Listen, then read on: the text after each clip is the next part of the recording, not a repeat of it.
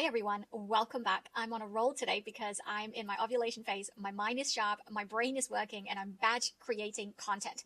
After building a highly successful business and a company and a brand for the last 10 years, today I'm going to be sharing with you how you can grow your brand from the inside out. Now, whether you're starting out or whether you're in the first 1 to 5 years of entrepreneurship and you're wondering, what do I do with AI on the rise? When there are people saying how you could build a course, a program, or whatever it is within 2 hours using AI and be successful, how am I going to beat that? How am I going to create a brand that's going to stand out? How am I even going to create an unparalleled brand? Do not worry. I'm going to be covering 7 things, and this is part 1. Now, I'm going to start with the most simple and yet the most profound, and you've probably heard of this 1,000 times, and it is you need to start with why. And in order for me to share with you how you can do that, I'm going to take you through my own story in a very collapsed version. Now, when I first started this business, if you've watched the other video, you'll probably know that before having my company for the last 10 years, I was in the corporate. I started out in the oil and gas, and then I went into investment banking and then mining companies. And in the last stint of my career, even though I've created successes in my corporate career, I've climbed up the ladder, I was earning really good money, I bought my first property, and yet I felt this void, this emptiness, this frustration inside of myself. And then I decided to start something because I wanted to feel fulfilled. I wanted to create something that I feel is meaningful for me. And for me, that was my why back then. My why was to have something that is so meaningful and fulfilled that whatever I do, there would be nothing holding me back. And I would always have the energy and the inspiration to wake up and conquer the day, basically. And then over the years, my why has shifted, and it's okay because our values shift and grow and evolve over time too. Now, 6 years ago, when I became a mom, that's when my why really shifted. And I would say upgraded too, because now it's way more powerful than before. Yes, when I first started, it was because I wanted to feel fulfilled and I wanted to have meaning. And then over the years, I wanted success. I wanted 6-figure months that people were talking about. My why kind of shifted. And did I create success? Yes, to a certain level. But it was really only when my son was born, that's when everything exploded. And that was because when I became a mom, I didn't have any financial support. I didn't have anybody to help me build the business. I didn't have anybody to show me motherhood. I was pretty much on my own. And it was in that moment, I also decided that, you know what, I do not want to ask for money from anybody. I do not want welfare. If I were to teach my son, it has to be through action. Lead by example, right? And so I want to show my son that when you put your mind to it, there is nothing that you can't achieve. I also want to make sure that if something were to ever happen to me, life, you just don't know.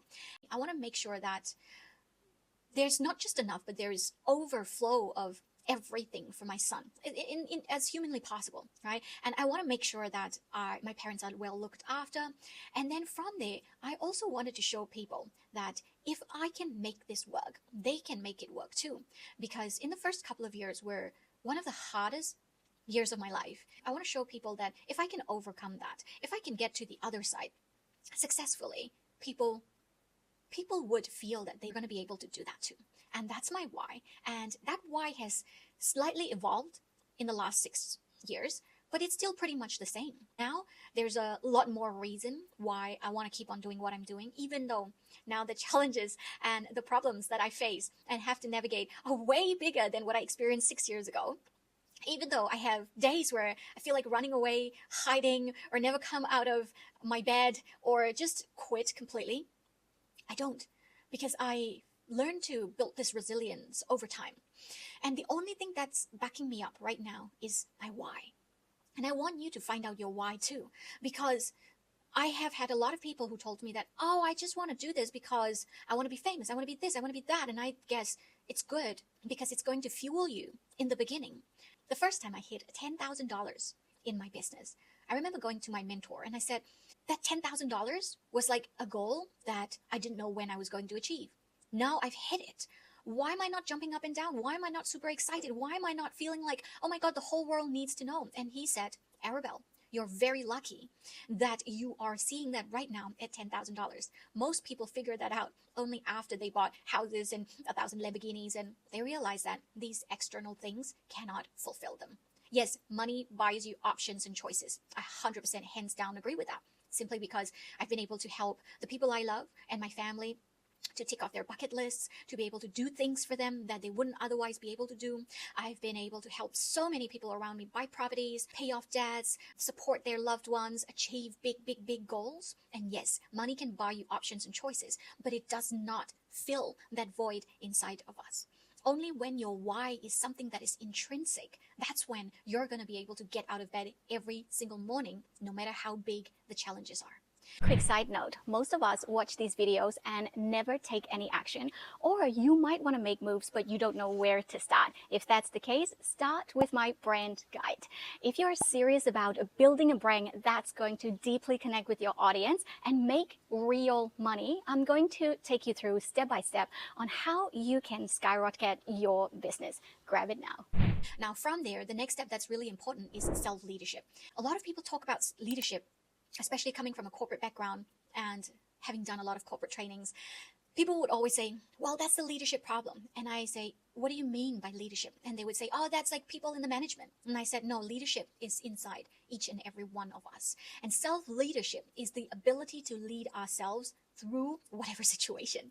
As the saying goes, when life throws you lemons, you got to make lemonade. And that is self-leadership. So for me, self-leadership is so important because no matter whatever level of success and fame and achievements that you have or you've created, there's always going to be a certain level of challenges because that's a law of nature. There's always going to be a duality, right? So if you have the self-leadership, number one, you're going to be autonomous. I remember my corporate days. I was poached by different departments. I was poached by different countries, companies, and simply because I was able to work on things autonomously, deliver them, and I was also able to work with the team members. And that was simply because of self-leadership. Sure, I've worked with people who weren't so nice. I've worked with people who were actually quite mean. But because I was able to lead myself through these situations, I was able to overcome all of this. So to me, the question that I would ask is, whatever situation that you are in right now, how can you lead yourself better? Now, leading yourself doesn't mean I am going through this big challenge and I'm just going to push it through. Self-leadership could be allowing yourself to pause. Self-leadership could be allowing yourself to cry. Self-leadership could be allowing yourself to break so that you can put yourself back together into a version that you want to become. Or self-leadership could be that you just want to watch Netflix, but you've got to push through. So to me, self-leadership is the ability to have that awareness within ourselves that whatever situation that we experience, we're going to be able to find the best solution that's going to help us either move forward or help us come up with the best outcome. So for you, how can you lead yourself better? Now, leading yourself better also looks like having the ability to walk with pain as well as power. To me, self-leadership is having that courage, having that resilience, having that thick skin to lead yourself and simultaneously feel everything that you need to feel. I remember when I was in the corporate days, one of the management said to me that all the problem is the team. And then when I spoke to the team, they said, well, it's their problem and nobody's taking accountability or ownership of what was going on, this dynamic. And to me, self-leadership is taking accountability and ownership too. And one of the things that I tell my team is, if you are taking charge, you got to take ownership. If something is wrong in the team, that's my responsibility because you're my team. And ultimately, I'm going to take that ownership, but we got to come up with a solution together. And that is actually one of our core values in the company too.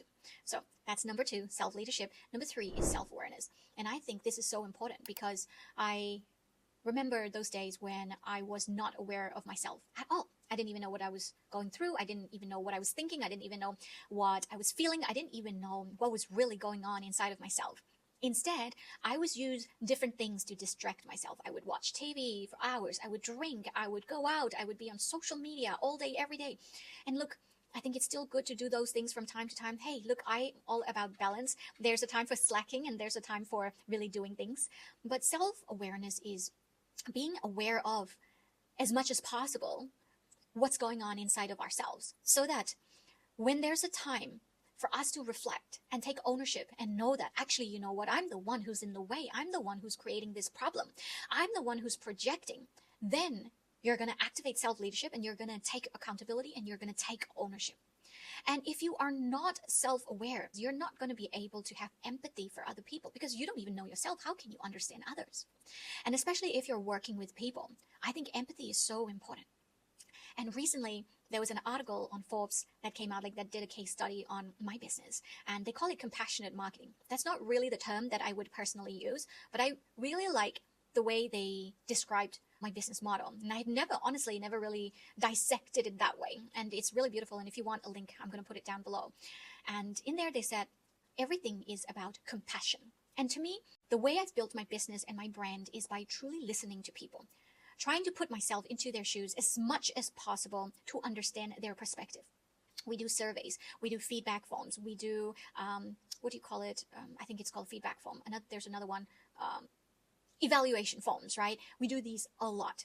After every programs that we deliver, we send out these feedback forms. And within my masterminds, within my community, we are always collecting feedback. Now, we're not going to be able to implement 1,000 feedback that everybody gives, but we take what we can run with in that point in time and we try to implement it. And we do that because we want people to feel heard and seen. Because I personally want to be heard and seen, right? I want to know that my voice matters. I want to know that people are listening. And to me, in order for us to get to where we are now, and we still have a long way to go, but we've gotten so much better over the years, is simply because of the self-awareness and within the team itself as well. We do a lot of stress management trainings. We have a lot of wellness initiative programs. And one of the things that we emphasize a lot on is self-awareness. So with that, I'm going to end part 1 here and wait for part 2, where I'm going to be going into 4 more things.